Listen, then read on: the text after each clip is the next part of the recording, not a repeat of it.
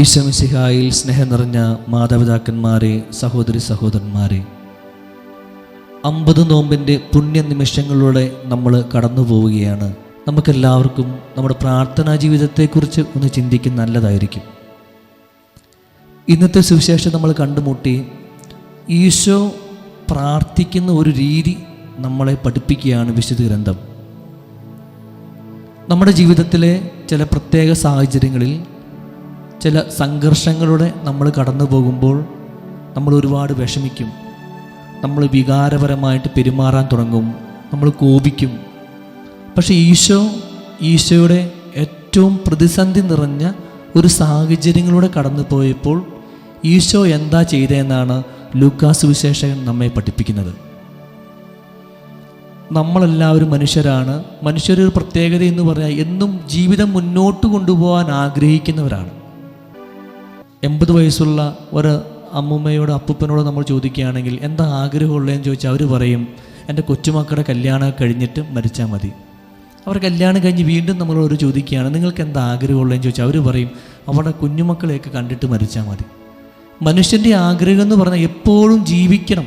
അത് ജീവൻ്റെ ഒരു പ്രത്യേകതയാണ്, മനുഷ്യജീവൻ്റെ ഒരു പ്രത്യേകതയാണ്. കുറച്ചും കൂടി ജീവിതം മുന്നോട്ട് കൊണ്ടുപോകണം എന്നുള്ളത്.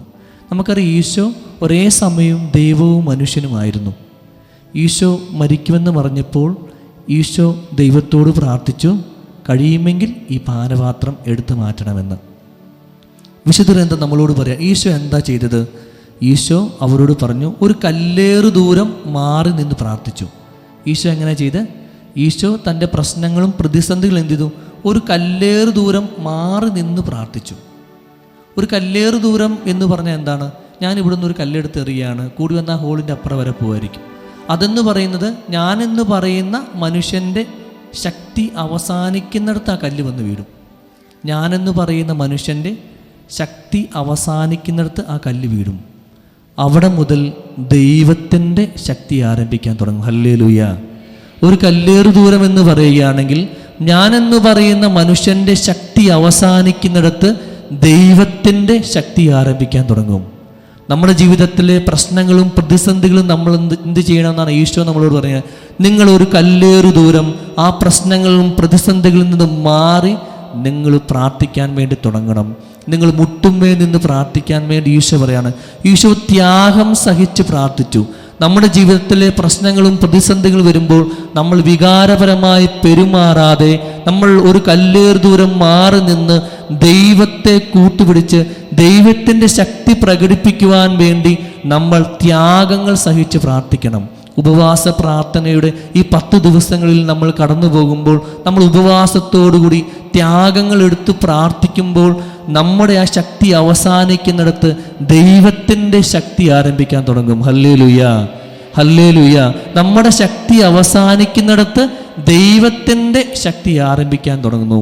അവൻ പ്രാർത്ഥിച്ചു കൊണ്ടിരിക്കുമ്പോൾ സ്വർഗത്തിൽ നിന്നൊരു സ്വരം ഉണ്ടായി. ആ സ്വരം ഉണ്ടായപ്പോൾ ഈശോ എന്താ കൂടുതൽ തീഷ്ണതയോടുകൂടി പ്രാർത്ഥിച്ചു.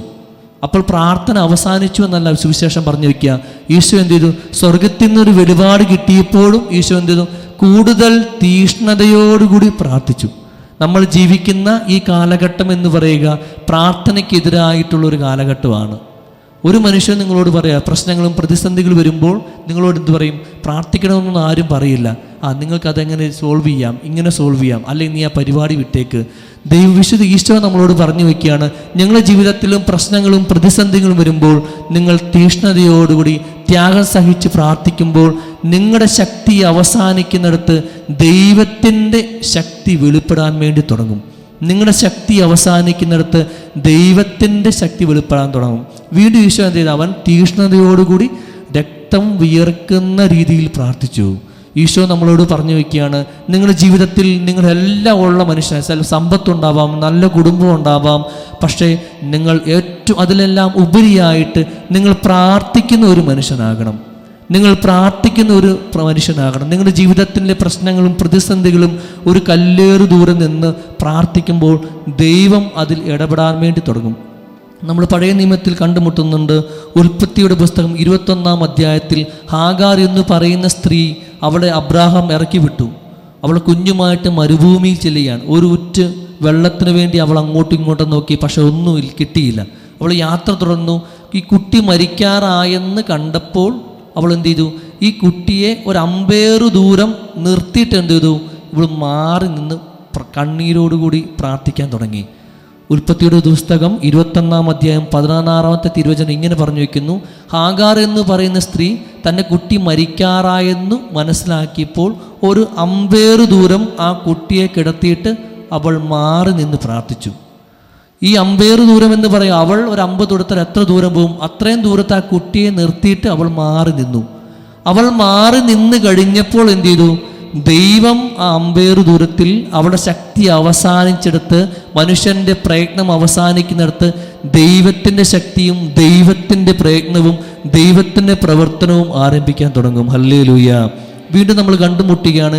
യാക്കോബ് എന്ന് പറയുന്ന ഒരു മനുഷ്യൻ യാബോക്ക് എന്ന് പറയുന്ന നദിയുടെ തീരത്തെത്തിയപ്പോൾ അവൻ്റെ എല്ലാം സർവ്വസ്വത്തും ഭാര്യമാരെയും മക്കളെയും സമ്പൽ സമൃദ്ധി എല്ലാം അക്കരെ നിർത്തി ഒറ്റയ്ക്ക് മാറി നിന്ന് പ്രാർത്ഥിച്ചു. നമ്മുടെ ജീവിതത്തെ നോക്കി ഈശോ പറഞ്ഞു വയ്ക്കുകയാണ്, നിങ്ങളുടെ ജീവിതത്തിൽ ഈ മാറി നിന്ന് പ്രാർത്ഥിക്കുന്ന ഒരു രീതി നിങ്ങൾ ഉണ്ടാക്കിയെടുക്കണം. നിങ്ങളുടെ ജീവിതത്തിൽ നല്ല ജോലി ചെയ്യുന്ന ആളാകാം, നല്ല കുടുംബജീവിതം നയിക്കുന്നവരാകാം, നല്ലോണം കൃഷി ചെയ്യുന്നവരാകാം, നന്നായി പഠിക്കുന്ന ഒരാളാകാം.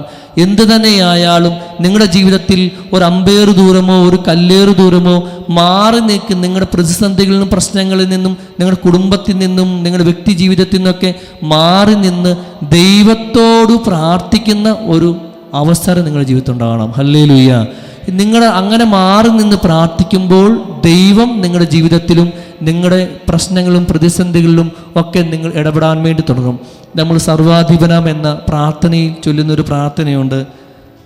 അങ്ങയുടെ സത്യത്തിൻ്റെ ജ്ഞാനം ഞങ്ങളെ ആത്മാക്കളെ പ്രകാശിപ്പിക്കുമ്പോൾ, അങ്ങയുടെ സത്യത്തിൻ്റെ ജ്ഞാനം ഞങ്ങളെ ആത്മാക്കളെ പ്രകാശിപ്പിക്കുമ്പോൾ, നമ്മുടെ ജീവിതത്തിൽ നമ്മൾ ഒരു കല്ലേറ് ദൂരം മാറി നിന്ന് പ്രാർത്ഥിക്കുമ്പോൾ, ത്യാഗത്തോട് മുട്ടുമേ നിന്ന് പ്രാർത്ഥിക്കുമ്പോൾ, രക്തം ഉയർത്ത് പ്രാർത്ഥിക്കുമ്പോൾ, ഉപവസിച്ച് പ്രാർത്ഥിക്കുമ്പോൾ പരിശുദ്ധാത്മാവ് നമ്മുടെ ബുദ്ധിയിൽ ഇങ്ങനെ പ്രകാശം തരാൻ തുടങ്ങും. ഹല്ലേലൂയ.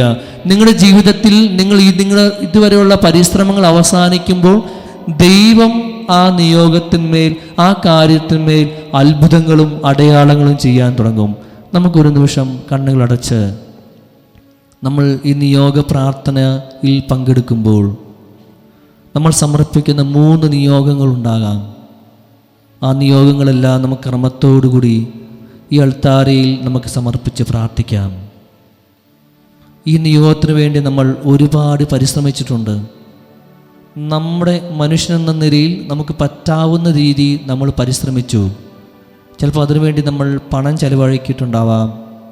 നമ്മൾ അതിനുവേണ്ടി ഒരുപാട് വാതിലുകൾ മുട്ടിയിട്ടുണ്ടാവാം.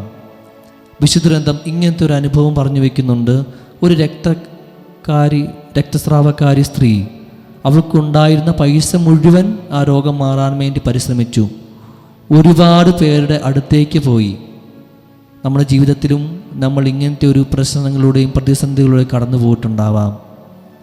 നമ്മൾ ആ നിയോഗങ്ങൾ എഴുതി ഈ അൾത്താരയിൽ നമ്മൾ സമർപ്പിക്കുമ്പോൾ ആ നിയോഗത്തിന് മേൽ ദൈവം ഒരു അത്ഭുതം ചെയ്യാൻ തുടങ്ങും. Hallelujah, hallelujah. നമ്മുടെ പ്രയത്നങ്ങൾ അവസാനിക്കുന്നിടത്ത് ദൈവത്തിൻ്റെ ശക്തി വ്യാപരിക്കാൻ വേണം തുടങ്ങും. ചിലപ്പോൾ നിങ്ങൾ നല്ലൊരു ജോലിക്ക് വേണ്ടി പരിശ്രമിക്കുന്ന ഒരാളാകാം, നല്ലൊരു കുടുംബജീവിതത്തിന് വേണ്ടി പരിശ്രമിക്കുന്ന ഒരാളാകാം, അല്ലെങ്കിൽ സന്താനമില്ലാതെ നല്ലൊരു മക്കളുണ്ടാകാൻ വേണ്ടി പ്രാർത്ഥിക്കുന്ന ഒരാളാകാം. ചിലപ്പോൾ നമ്മുടെ ജീവിത പങ്കാളിയുടെ മാനസാന്തരത്തിന് വേണ്ടി പ്രാർത്ഥിക്കുന്നവരുണ്ടാകാം. നല്ലൊരു ഭവന നിർമ്മാണത്തിന് വേണ്ടി, അല്ലെങ്കിൽ നിർമ്മിച്ചൊരു ഭവനത്തിൻ്റെ പണി പൂർത്തിയാകാൻ വേണ്ടി പ്രാർത്ഥിക്കുന്ന ആളുകളാകാം. നമ്മുടെ ശക്തി അവസാനിക്കുന്നിടത്ത് നമ്മൾ പ്രാർത്ഥിക്കാൻ തുടങ്ങുമ്പോൾ, നമ്മൾ ത്യാഗം സഹിച്ച് പ്രാർത്ഥിക്കുമ്പോൾ ദൈവം അതിൽ ഇടപെടാൻ തുടങ്ങും. ദൈവം ആ വിഷയത്തിൻ്റെ മേൽ അത്ഭുതങ്ങൾ ചെയ്യാൻ തുടങ്ങും. ഹല്ലേലൂയ. ഈശോ രക്തം ഉയർത്ത് പ്രാർത്ഥിച്ചതുപോലെ, ഒരു കല്ലേറ് ദൂരം പ്രാർത്ഥിച്ചതുപോലെ വിശുദ്ധ ഗ്രന്ഥം നമ്മളോട് പറയുകയാണ്, നമ്മുടെ ജീവിതത്തിലെ പ്രശ്നങ്ങളും പ്രതിസന്ധികളിലും ഒരു കല്ലേറ് ദൂരം മാറി പ്രാർത്ഥിക്കുമ്പോൾ, തീഷ്ണതയോടുകൂടി പ്രാർത്ഥിക്കുമ്പോൾ, ത്യാഗം സഹിച്ച് പ്രാർത്ഥിക്കുമ്പോൾ ദൈവം അതിൽ ഒരു നന്മ ചെയ്യാൻ തുടങ്ങും. നമുക്കെല്ലാവർക്കും ഈശോയുടെ ശരീരവും രക്തവുമായി മാറുന്ന ഈ അപ്പത്തോടും വീഞ്ഞോടൊപ്പം നമ്മുടെ എല്ലാ നിയോഗങ്ങളും ആഗ്രഹങ്ങളും നമുക്ക് സമർപ്പിച്ച് പ്രാർത്ഥിക്കാം. ഈശോ ഒരു കല്ലേറ് ദൂരം മാറി നിന്ന് പ്രാർത്ഥിച്ചപ്പോൾ ദൈവം ആ വിഷയത്തിൻ്റെ മേൽ പ്രവർത്തിക്കാൻ വേണ്ടി തുടങ്ങി. ദൈവം ആ വിഷയത്തിന് മേൽ പ്രവർത്തിക്കാൻ തുടങ്ങി.